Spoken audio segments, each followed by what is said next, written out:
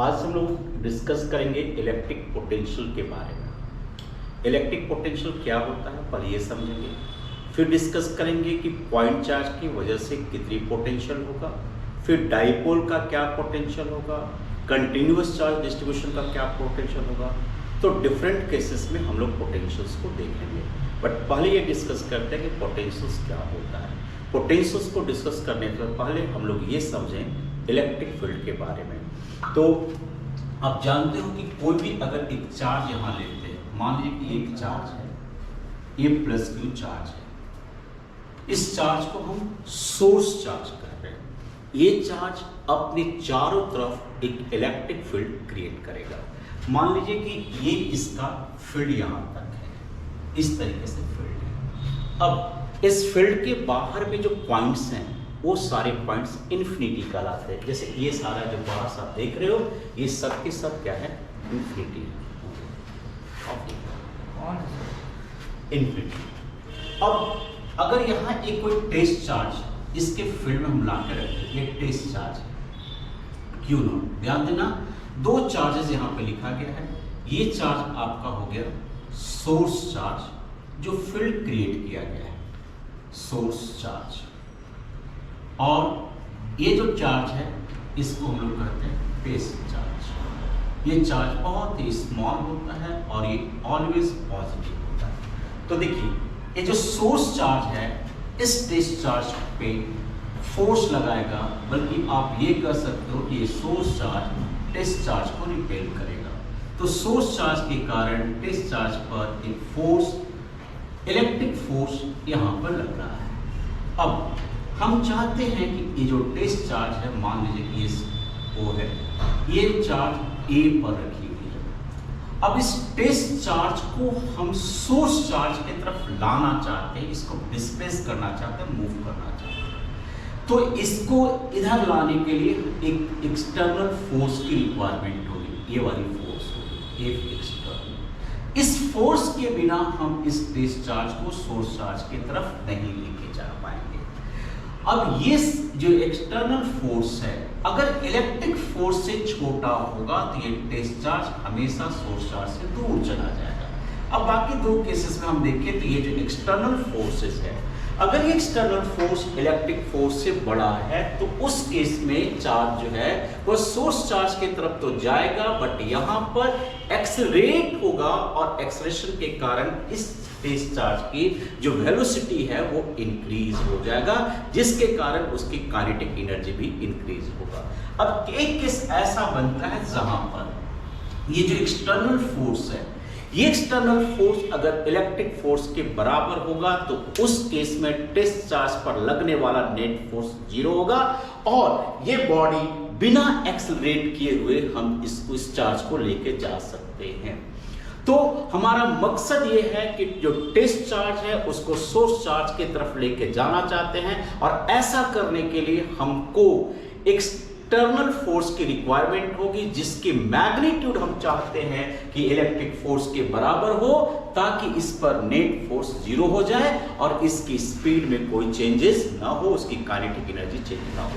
अब ऐसा करने के लिए देखिए, अगर हम इस चार्ज को यहां से डिस्प्लेस करके लेके आएंगे, सपोज करो कि यहां से इसको हमने डिस्प्लेस कर दिया dx, तो इसको लेकर जाने में आपको वर्क करना पड़ेगा। यानी हम ये कहें कि किसी भी टेस्ट चार्ज को अगर इन्फिनिटी से फील्ड के अंदर एक पॉइंट पे लेकर जाएंगे तो उस चार्ज पर एक्सटर्नल एजेंट के द्वारा वर्क करना पड़ेगा। अब यूनिट चार्ज को आप इसको फिल करना, यूनिट चार्ज को इन्फिनिटी से किसी पॉइंट के अंदर अगर हम लेकर के जा रहे हैं तो एजेंट जितनी वर्क करती है उस चार्ज पे वही पोटेंशियल कहलाती है। यानी अगर हम बात करें इलेक्ट्रिक पोटेंशियल्स की डेफिनेशन की, इलेक्ट्रिक पोटेंशियल है क्या, पर इसको डिफाइन करें, इलेक्ट्रिक पोटेंशियल जिसको रिप्रेजेंट करेंगे V से। So electric potential at a point is defined as the amount of work done by external agent। मैं बार बार यहां वर्ड यूज कर रहा हूं, external agent to bring unit positive test charge, unit positive test charge from infinity to that point without acceleration। ये ध्यान रखना है। तो एक बार फिर से समझते हैं कि इलेक्ट्रिक पोटेंशियल क्या रिप्रेजेंट करता है। तो इलेक्ट्रिक पोटेंशियल रिप्रेजेंट करता है कि यूनिट चार्ज को अगर इंफिनिटी से लाया जाए किसी एक पॉइंट तक, तो ऐसा करते समय कितना वर्क एजेंट कर रहा है, वही वर्क जो है पोटेंशियल बनेगा। इसको इस तरह से समझते हैं, मान लिया जाए कि ये हमारा इंफिनिटी है और यहां पर एक 2 कूलम की चार्ज रखी गई है। इस चार्ज को यहां से किसी पॉइंट P तक लेके जाते हैं और इंफिनिटी से इस 2 कूलम चार्ज को P तक लेकर जाने में मान लीजिए कि 20 जूल वर्क की करनी पड़ती है। तो आप ये देखो कि 2 कूलम चार्ज को अगर आप लेके जा रहे हो तो 20 जूल वर्क करना पड़ा। तो यूनिट चार्ज को लेके जाओगे तो आपको वर्क करना पड़ेगा 20 जूल पर कूलम। ये 20/2 दैट इज इक्वल टू हो जाएगा 10 जूल पर कूलम। यानी ये जो 10 जूल पर कूलम है वह रिप्रेजेंट कर रहा है कि अगर 1 कूलम की चार्ज इंफिनिटी में रखी हुई हो, उस चार्ज को उठा करके P तक लेके जाएंगे तो हमको 10 जूल वर्क करना पड़ेगा। तो ये हो गया पोटेंशियल्स का डेफिनेशन। अब अगर इस तरह से अगर हम लिखें, if W infinity to P be the work done by external agent to bring a test charge जिसको डिनोट कर रहे हैं Q नॉट से, from infinity to point P, then electric potential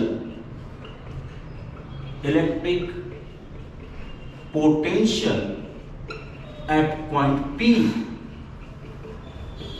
will be given by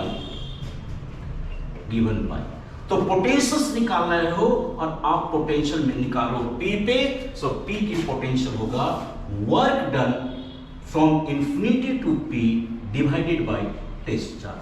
ये formula आपको याद रखना है। यानी सिंपल अगर हम बात करें कि पोटेंशियल है क्या, पोटेंशियल कैसे कैलकुलेट करेंगे, तो potential this is equal to work upon charge. अब सवाल उठता है कि पोटेंशियल कैसी क्वांटिटी है। तो पोटेंशियल्स जो है वो स्केलर क्वांटिटी होती है, क्योंकि वर्क स्केलर है, चार्ज स्केलर है, तो पोटेंशियल जो होगा वो भी स्केलर क्वांटिटी होगा। अब इसकी बात करते हैं ऐसा यूनिट का।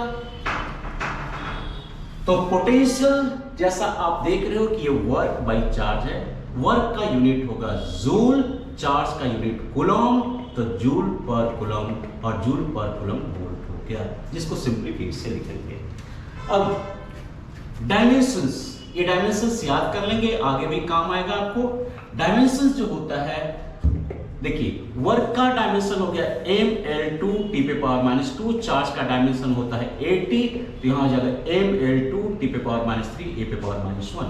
ये जरूर याद कर लेंगे, ml2 T⁻³ A⁻1। तो ये हो गया आपका पोटेंशियल्स का पूरा definitions, unit, dimensions and natures, कैसा नेचर है इसके लिए अब डिस्कस करेंगे।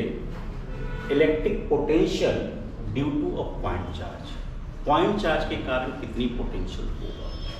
ये लगभग सभी बोर्ड में क्वेश्चंस डिराइव करने को आता है। तो ये एक सोर्स चार्ज है Q, जो किसी पॉइंट O पर सिचुएटेड है। इस सोर्स चार्ज से R डिस्टेंस पर एक पॉइंट P है। इसी पॉइंट P पर हमको इलेक्ट्रिक पोटेंशियल कैलकुलेट करनी है। यहां पे पोटेंशियल्स को कैलकुलेट करने के लिए एक टेस्ट चार्ज को इंफिनिटी से लेकर के आते हैं। ये हमारा टेस्ट चार्ज Q0 है। इस टेस्ट चार्ज Q0 को इंफिनिटी से P तक लेके जाएंगे और कितना वर्क होगा ये पहले कैलकुलेट करेंगे। वर्क निकालने के बाद उस वर्क को टेस्ट चार्ज से डिवाइड कर देंगे तो हमको पोटेंशियल मिल जाएगा पॉइंट P पर। सो पोटेंशियल्स, अगर हम इस पॉइंट P पर पोटेंशियल्स निकाल रहे हैं तो इसमें स्टेप क्या क्या इन्वॉल्व होगा। पहला स्टेप इन्वॉल्व होगा कि एक टेस्ट चार्ज Q0 को हम P तक लेके जाएंगे और ऐसा करने के क्रम में कितना वर्क एजेंट के द्वारा किया जाएगा इसकी कैलकुलेशन करेंगे। स्टेप नंबर 2 में वर्क को फिर हम टेस्ट चार्ज से डिवाइड करेंगे तो हमको मिल जाएगा पोटेंशियल। अब मान लिया जाए कि ये टेस्ट चार्ज Q0 किसी भी इंस्टेंट पे ये पॉइंट A पे था, यहां ये पॉइंट A पे था और ये टेस्ट चार्ज जो है O से सपोज कीजिए कि x डिस्टेंस पर है, यहां पर है। अब ये सोर्स चार्ज के द्वारा इस टेस्ट चार्ज पर एक इलेक्ट्रिक फोर्स लगेगा। ये इलेक्ट्रिक फोर्स की जो डायरेक्शन होगा वह O से A की तरफ होगा। इस इलेक्ट्रिक फोर्स का एक्सप्रेशन की बात करें तो यह कूलम्ब्स लॉ से हम ये फोर्स को कैलकुलेट करेंगे। तो electric force Fe is equal to 1/4 pi epsilon naught product of the charge, तो सोर्स चार्ज है Q, टेस्ट चार्ज है Q0 divided by source charge और टेस्ट चार्ज के बीच का डिस्टेंस x है, ये x स्क्वायर होगा।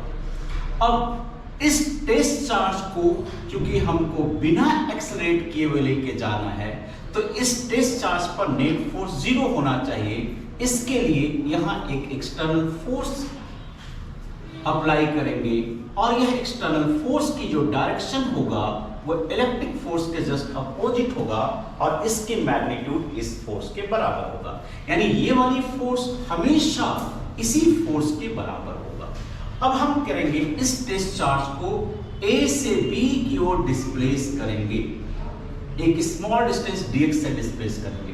तो अगर A से B तक डिस्प्लेस कर रहे हैं तो कितना वर्क इस एक्सटर्नल फोर्स के द्वारा किया जाएगा। वर्क इज इक्वल टू होता है force into displacement into cos theta. तो small work done dW is equal to force, यहां पर ये एक्सटर्नल फोर्स लिखेंगे। डिस्प्लेसमेंट की बात करें तो A से B का डिस्प्लेसमेंट यहां dx हो गया। एक चीज आप देखोगे कि जब आप A से B की ओर जाओगे यानी सोर्स चार्ज की जब तरफ आप जाओगे तो x की जो वैल्यू होगी वो घट रही है, इसलिए यहां पर dx में माइनस लगाएंगे।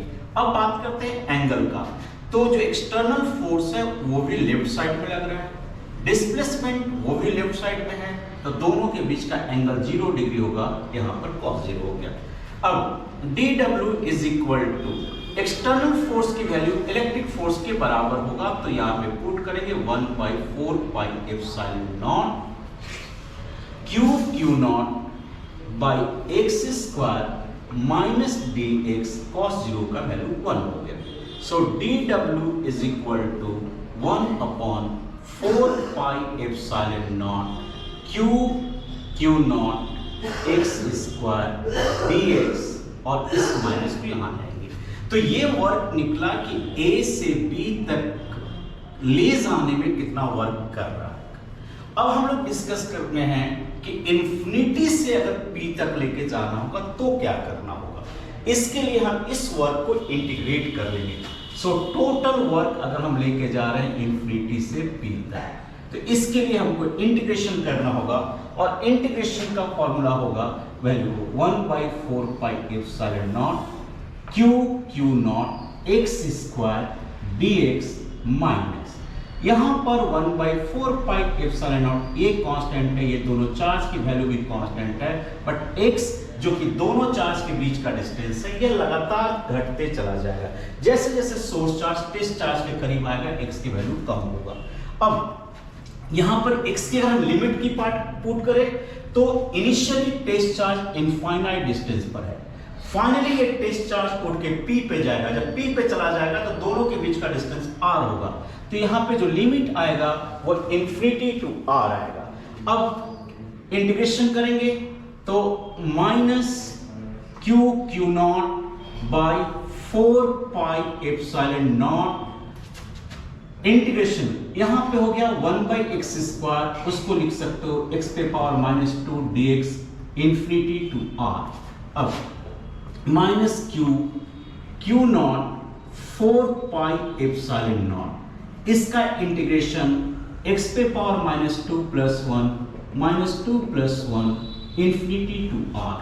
सो minus Q naught 4 pi epsilon naught x पे power minus one infinity to r। यहाँ का -1 यहाँ का माइनस से कैंसिल हो जाएगा, तो आपको मिलेगा Q naught 4 pi epsilon naught और x पे पावर -1 को आप लिख सकते हो 1 by x limit infinity to r। So Q naught 4 pi epsilon naught और अब लिमिट पुट करेंगे, x के जगह पे अपर लिमिट पुट कीजिए तो 1 by r minus 1 by infinity, 1 by infinity 0 होता है, तो आपको मिला 1 by 4 pi epsilon naught Q not by r। ये हमारा वर्क डन हो गया। अब फ्रॉम डेफिनेशन, अगर हम डेफिनेशन की बात करें कि पोटेंशियल कितना होगा P पे, तो potential is equal to work done from to take the test charge from infinity to P divided by test charge. अब इसको बैठाएंगे, so 1 by 4 pi epsilon naught Q naught by r, ये Q naught cancel हो जाएगा, तो हमको मिला 1 by 4 pi epsilon naught Q by r। ये हमारा फाइनल डेरिवेशंस हो गया इलेक्ट्रिक पोटेंशियल्स का।